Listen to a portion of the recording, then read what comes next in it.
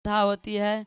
और हम सबका सौभाग्य है कि यहाँ पर शाम को महाराज जी के मुख से चैतन्य चरितामृत, और आगे हमको 4 दिन तक महाराज जी के मुखार बिंदों से ही हमें भागवत की कथा भी श्रवण करने का सौभाग्य मिल रहा है। तो सभी से निवेदन है कि आप सभी पुनः सुबह के समय में समय मिलता है तो 8 से 9 बजे तक आप जरूर कथा श्रवण करने के लिए आइए। और बहुत ही सुंदर मंदिर की ओर से यहाँ पर प्रतिदिन 7:45 से लेकर के 8 बजे तक नगर संकीर्तन निकलता है। तो इस नगर संकीर्तन में भी भाग ले सकते हैं। चैतन्य महाप्रभु की जो आप बाल लीलाएं सुन रहे हैं, चैतन्य महाप्रभु प्रतिदिन सुबह उठ करके सबसे पहला कार्य यही करते थे, क्या? नगर संकीर्तन करते थे।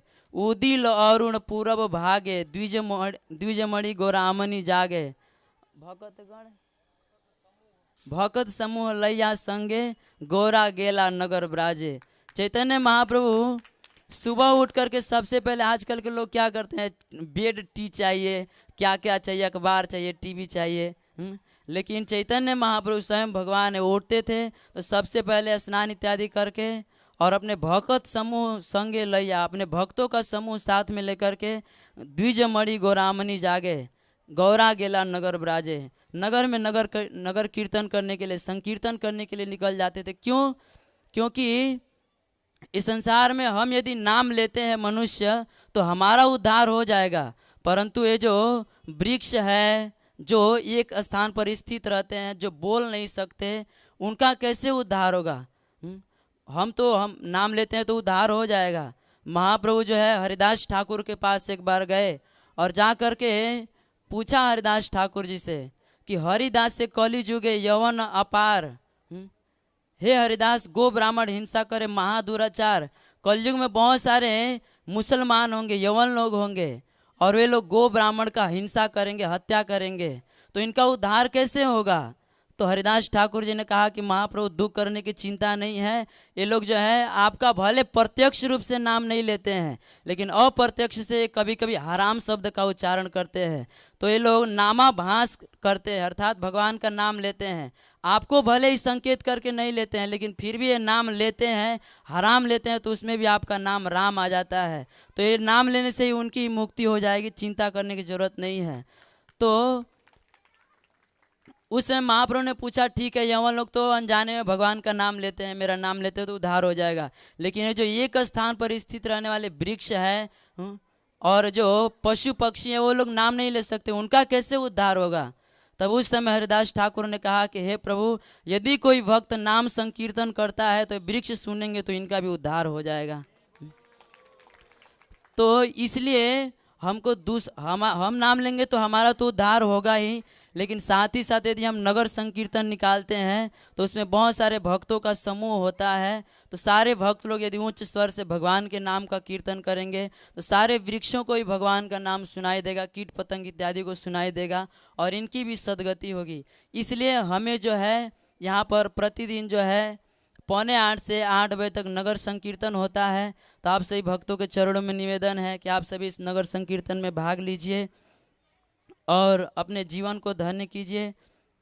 अभी यहाँ पर बहुत ही सुंदर भगवान की बाल्य लीला, चैतन्य महाप्रभु की बाल्य लीला यहाँ पर आपको दिखाया जाएगा ड्रामा के रूप में।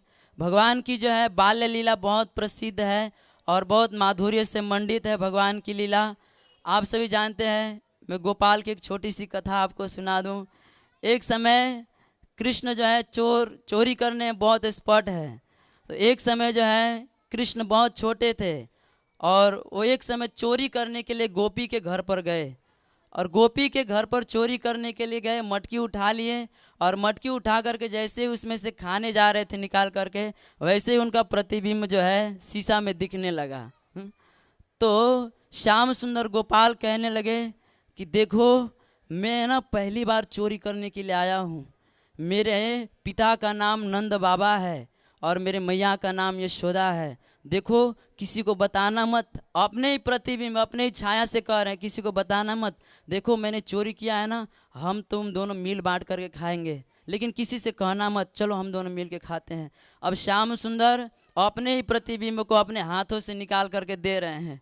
वो नहीं खा रहा था, 2-3 बार दिए, नहीं खा रहा था, क्योंकि अपने प्रतिबिंब को ही दे रहे हैं। तो जब नहीं खा रहा था तो उस समय कृष्ण बोले पूरा लोगे क्या? तो, तो वो तो कुछ नहीं बोल रहा था। तो भगवान बोले ठीक है मैं पूरा दे दूंगा, लेकिन किसी को बताना मत।